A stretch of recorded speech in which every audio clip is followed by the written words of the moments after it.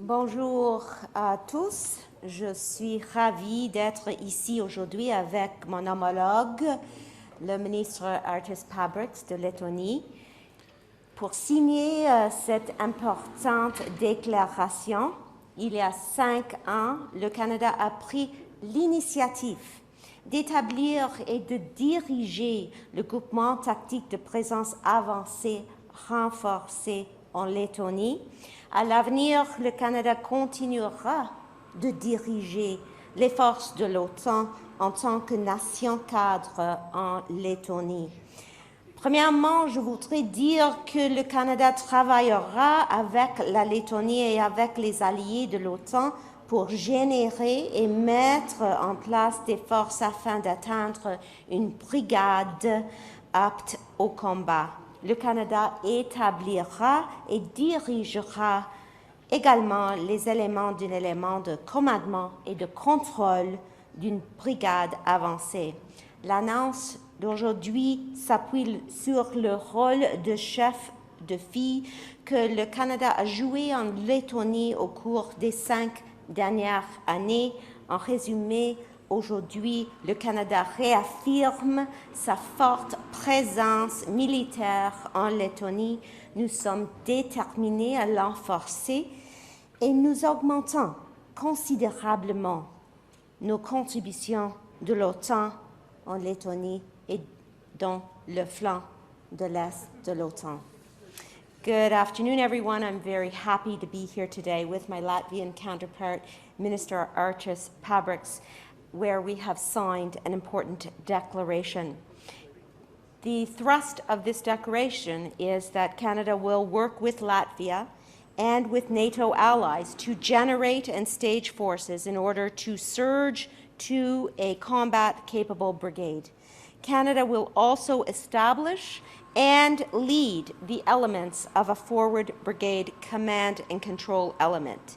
And we will be ready to provide critical capabilities to operations such as ammunition and explosives, air defense systems, and anti-tank weapons systems. With nearly 1,400 deployed Canadian Armed Forces personnel, Operation Reassurance is currently Canada's largest military operation, and we recently committed to extend and expand Operation Reassurance. I would like to take a moment and thank the Canadian Armed Forces for their leadership in Latvia as a framework nation in the Enhanced Forward Presence Battle Group. The bottom line today, Canada is reaffirming our strong military presence in Latvia. We are committed to growing it, and we are stepping up our contributions to NATO in a big way so we can keep Canadians safe and keep doing our part on the world stage. And merci beaucoup. Et à vous, Minister Pabriks. Thank you, Anita. Thank you, my dear friend, Minister Anand. I think it's a great day because it was a very long period of time we have been preparing for the NATO summit, which is going under the signs of war in Ukraine. And as many people have been telling, this is not only historic, but this is also a transitional summit. Transitional in 2 ways. The first is that we have, as an alliance, to adapt to different type of thinking about our opponents, about our relationship with aggressor state Russia, which have been staging this war against friendly Ukrainian nation, and also about our capabilities and bolstering in general our industries, our presence in countries which are more exposed. Unfortunately, my country, Latvia, is also a border country with Russia, with aggressor state, and we also have a very deep historic memories about the Russian aggression and occupation times.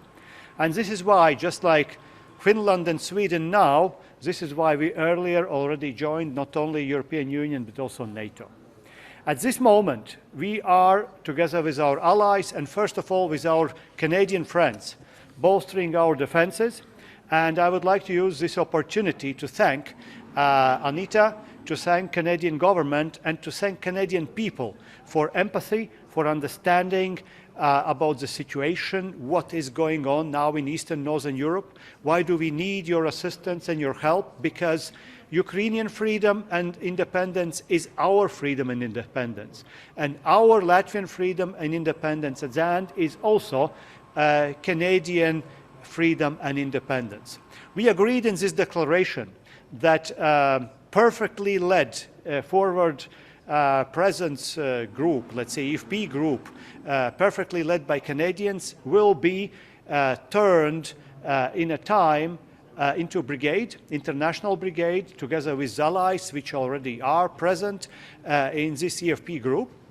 And we will work together. We as a host nation also declared that we will do our homework as a good host nation to provide allied troops with exercise grounds, also in future with other things which are needed for this brigade to stay here. And I'm very glad that this event is happening in the time when we are celebrating already 5 years of EFP group in Latvia.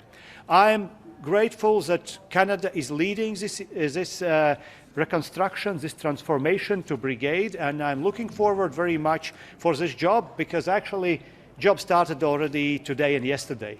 So summit is going on still, but we already work on this future, and it will guarantee that Latvia is a safe country, our borders are safe, and just like Joe Biden also told, we are ready, if necessary, together to defend every centimeter, millimeter, or inch of our territory immediately if anybody will attack us.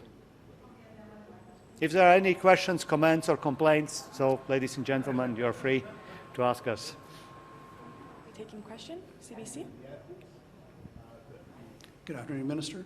Minister Murray Brewster with CBC. Minister Anand, can you tell us precisely what is in this declaration and what are Canada's obligations under it, and how does this differ from a defense MOU? Sorry, I couldn't hear the last part of your question. Sorry, we're vacuuming. Minister, what does this declaration say, and what are Canada's obligations under it, and how does this differ from a defense MOU? Okay, well, we are going to, if it's not already released, provide the text of the agreement for you to examine yourself. But this is a commitment that the Canadian government is making together with Latvia to work with our allies to move towards and surge to a brigade-level battalion and brigade-level force in Latvia. And I want to say that it's very important to recognize that it's not just about numbers. Canada fully recognizes that it's also about capabilities that go along with the brigade. And so in that vein, we will work with our allies on issues such as increased infrastructure, increased training, increased equipment, as I suggested in my remarks, including military aid. So this is a full-fledged and comprehensive augmentation of the existing capabilities in Latvia together with our allies. And if I may add, our EFP group, in my understanding, which is of course subjective, is the best EFP group in the region because it comprises the largest amount of countries. As we know, it comprises 1/3 of NATO member countries. And so that means that there will be a possibility in our understanding to grow to this brigade in a relatively smooth way. And actually, we already started to work with our future member countries and friends in Sweden and Finland, which are also extremely interested that our common region, Northern Eastern Europe, is a safe area. And as we know, also these two countries are very capable countries. Mm-hmm. But we are already now running on front of the time. So mm-hmm. This is just how we are slowly starting to plan this. Just another follow-up question. The United States was able to come in today and lay down specific capabilities that it was going to be putting into different countries. I'm curious as to why this could not be done in this case in Latvia, what's taken so long, and Minister Anand, is there going to be any additional Canadian troops put into Latvia for its defense? So let's take a step back, Murray, and just recognize that Canada's commitment is now in its next phase to Latvia. Our first phase was the first 5 years where we have successfully led, and I believe you used the word perfect, we have led the Enhanced Forward Presence Battle Group as a framework nation. And as my colleague just mentioned, we have the largest number of allies in Latvia under our command. And so in order to grow that to brigade size, it requires us to enter into conversations with our allies to understand what they can commit respectively. And so we will grow this together with our allies, not just in terms of person power, but also in terms of the capabilities that I mentioned, as well as operations and military aid, ammunition, air defense systems, anti-tank weapon systems. This is going to be a collaborative and combined approach, and this is the approach that Canada has taken to date to successfully lead the EFP battle group in Latvia. And I will say that stands as an example which many countries themselves point to as a way in which NATO's eastern flank has been effectively protected and will continue to be effectively protected with the collaboration and cooperation that we will continue to utilize going forward. Pardon me? We will commit additional troops with our allies going forward, but we need to have the conversation about how many additional troops will be committed by each of the 10 member nations of the EFP battle group. And so, again, that's a conversation that we will enter into now, and we very much look forward to continuing to lead in Latvia because of the very reason that my colleague has pointed out. We recognize that in the wake of Russia's illegal invasion of Ukraine, the evolving security environment is no longer conducive to the previous force posture along NATO's eastern flank. And as a result, Canada is taking solid action to address that situation together with our allies, and in particular, the host nation, Latvia. Well, adding to this, I can say two words maybe.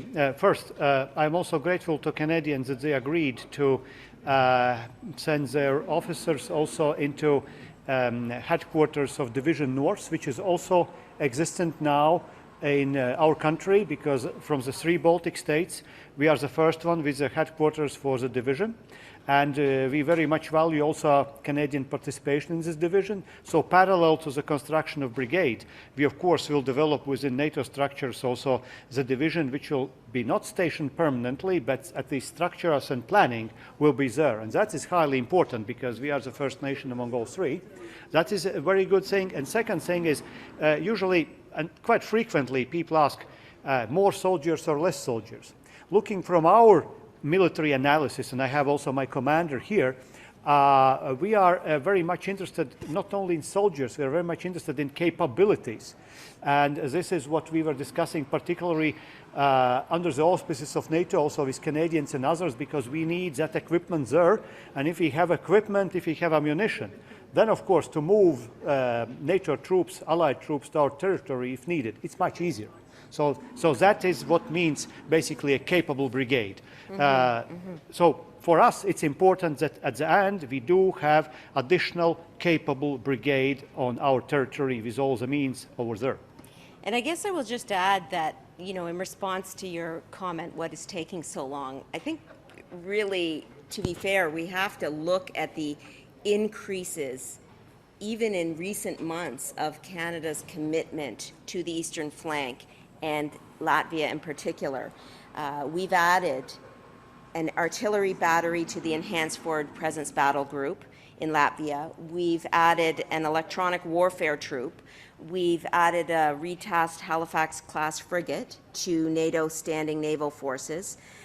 We've added a maritime patrol aircraft, 2 tactical airlift aircraft with air detachment, and headquarters staff to support Multinational Division North, as my colleague just pointed out. So we are continuing to increase our commitment in Latvia, and that's what today is all about, recommitting to an additional new stage of our relationship with Latvia and our leadership role in Latvia. Hi, Minister David Cochran with CBC. Murray's third question was kind of my first question. I wanted to get a sense of, once this is all scaled up to brigade level, what kind of numbers are we talking about there? And what is the ballpark of how much of that would be Canadian? Is it proportional to the deployment now, or would you take on a greater share, even though I understand the precise numbers need to be negotiated? And on the forward placement of equipment component, is that something Canada takes on as the lead country, or is that also shared amongst the NATO allies? Well, David, as I mentioned, because we have to work with our allies, we cannot provide precise numbers at this time. Most multinational, we are the most multinational of all EFP battle groups. That means we have 10 countries that we are working with in order to ensure that we are addressing the situation, the issues that you're identifying, including a pro rata increase in the number of armed forces under each individual country. That is certainly one of the options that we will look at. But of course, we are in early days, and we need to make sure that we are hearing from all of the member countries and understanding what their respective capabilities are, including our own, and then make decisions about how we will increase the numbers of troops. But as I said, it is very early days, and so it's difficult for me to be more precise than that, though I will be more precise in the future. But I want to say 2 more things. First of all, we're going to continue the work together, because as allies we have been functioning very well, very collaboratively together. And secondly, we cannot ignore the importance of capabilities. It's not just about the numbers. It's also about the capabilities, the infrastructure, the equipment, the ability to ensure that the numbers can function in the country where they are located. And so this is a full-fledged, comprehensive approach to surging to brigade level.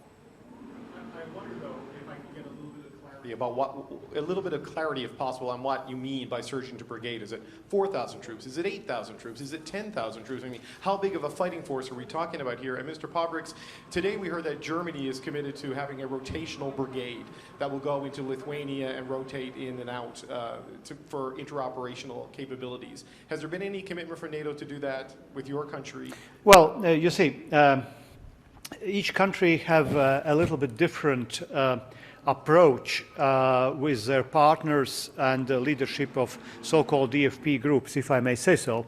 We are working very close with Canadians, and we have a little bit different approach from Lithuanians or Estonians who are working with United Kingdom. And actually also for our Canadian friends and journalists, I think it's important also to understand that even if we are frequently from outside seen as one region, Baltic region, we are sovereign, separate nations, and we have our own requirements and wishes. So to be honest, I'm not going to take Lithuanian example for 100%, and they are not going to take mine.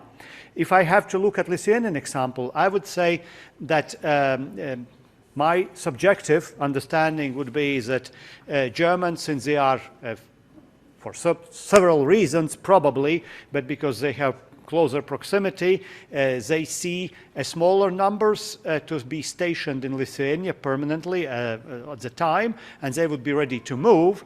Our approach to our Canadian friends, and actually to NATO and others, was that we want a combat-ready brigade with equipment in a place, because we don't want to risk with our people anymore. As far as your question about numbers, just look what is a combat-ready brigade. That is in all the textbooks of military advice, so you can see this.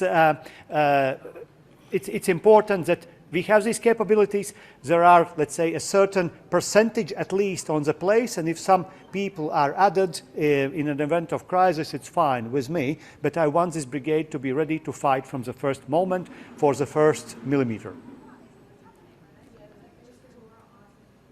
I can't hear you, sorry. Laura Osmond, the Canadian Press.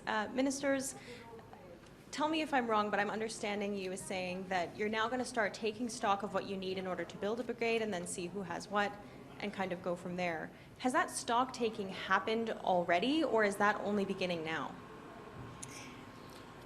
Well, We have started. We've been having a conversation about surging to brigade level for a number of months now, and trying to map out how we can move to this next stage of our relationship together. And today is the culmination of the view that we can work together to get this done.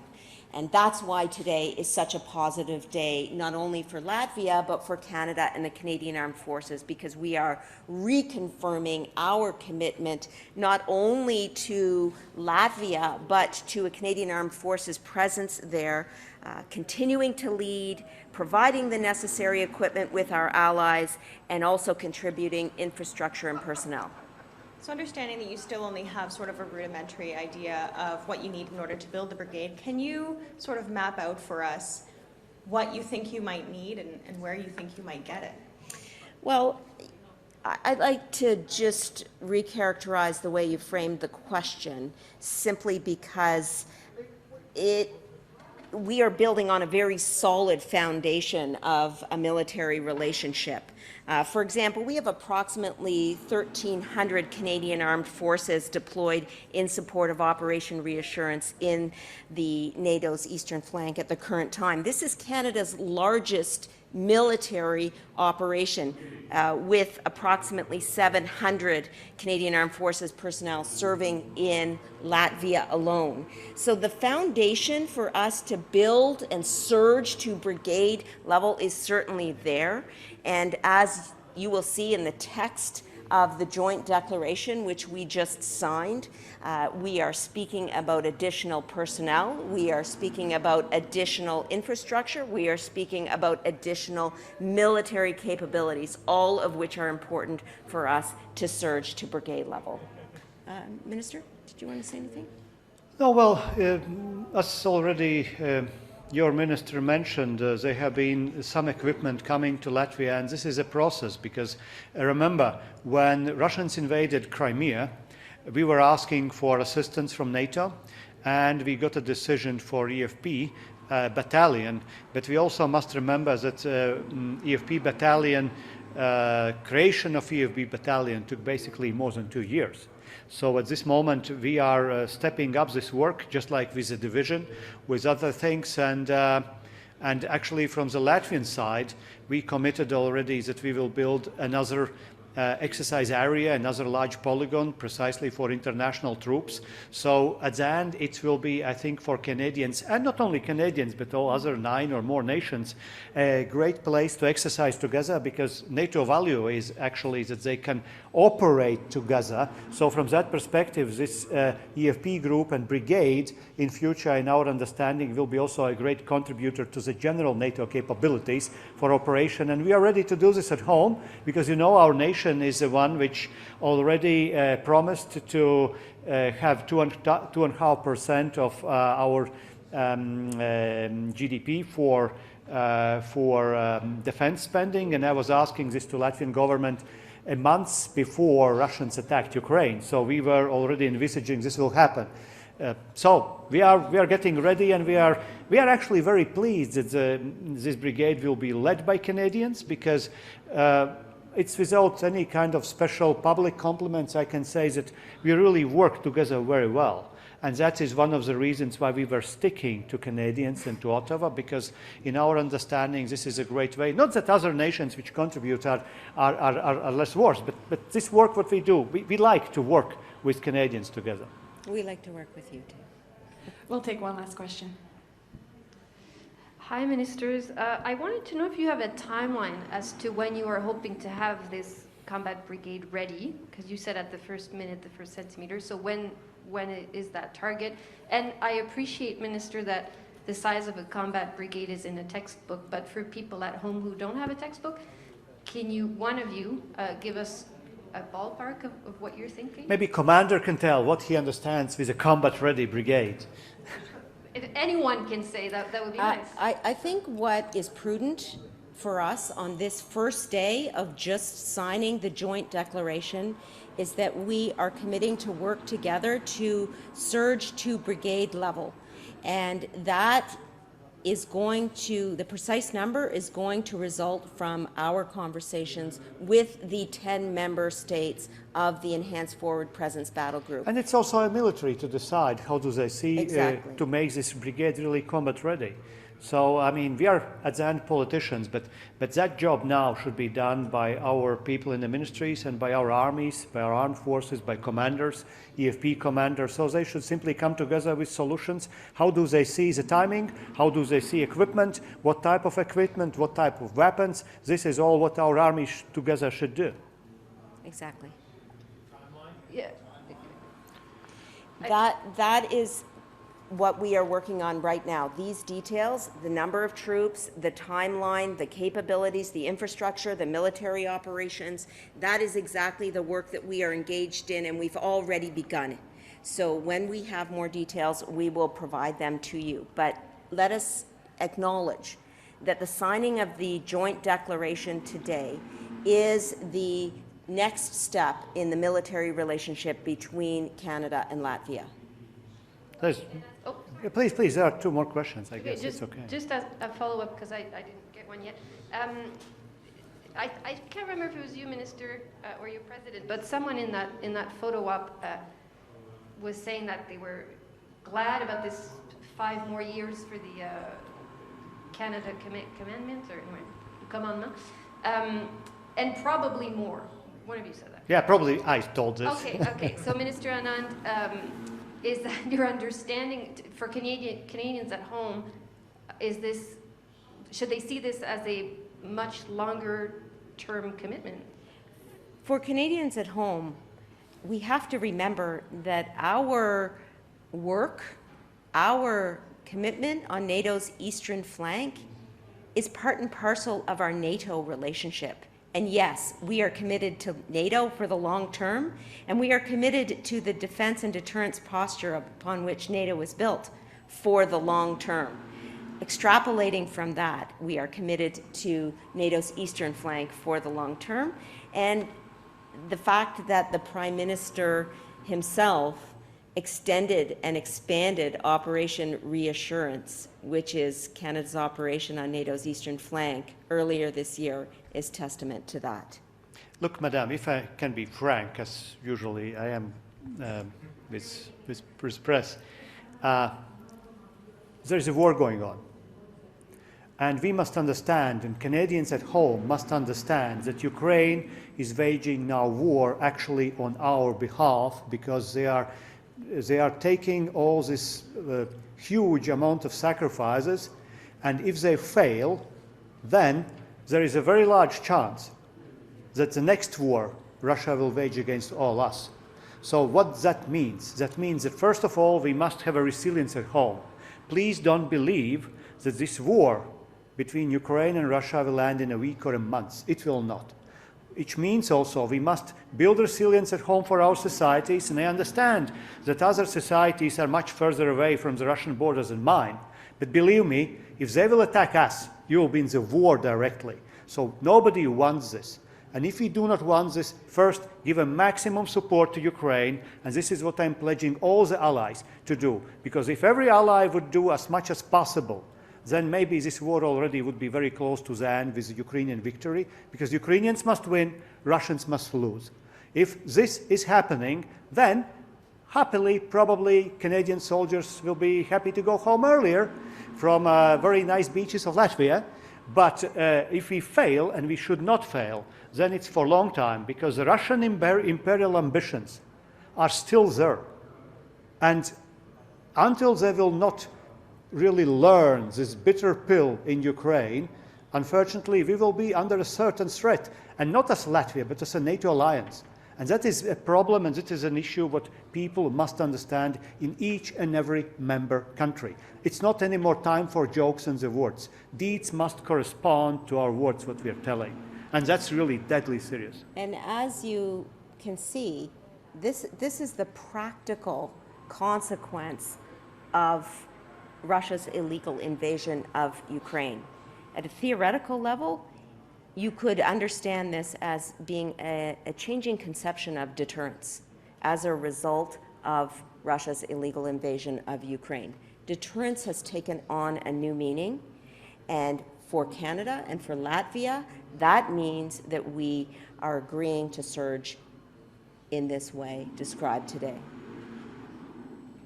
On a thematic level, does the focus on these enhanced military measures, both the one that you've announced here jointly and then among other NATO member states, does that indicate that any hope or even aspiration of resolving the Ukraine war from NATO's standpoint diplomatically has been abandoned? Has that even been discussed? I mean, have diplomatic procedures even come up over the course of the summit, or has that been totally thrown by the wayside? And then for the Latvian minister specifically, when you say that maximum support ought to be pledged to Ukraine, in practice, a huge percentage of that is going to be coming from the United States. And the US Congress passed $40 billion just this past May in order to allocate additional dispersals of weaponry, and even that, US citizens are now being told, is not enough.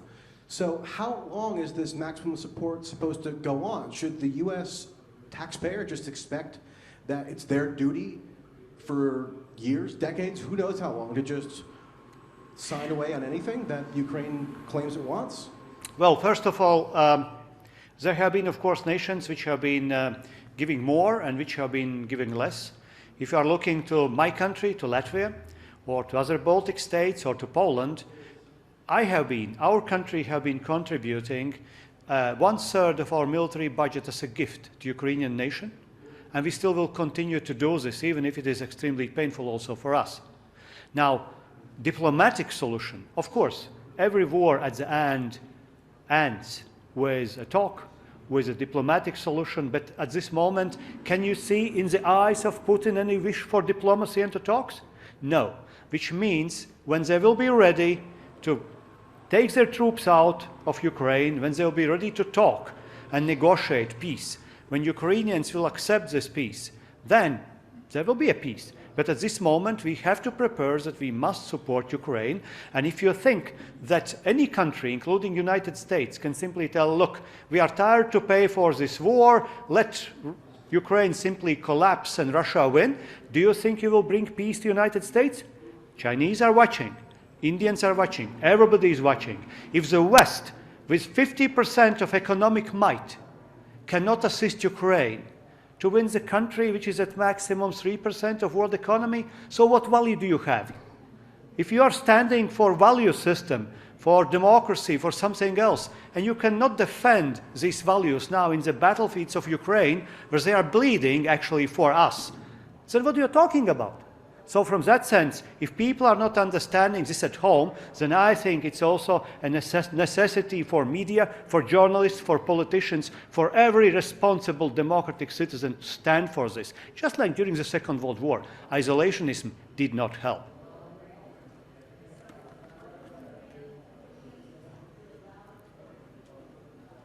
Thank you very much.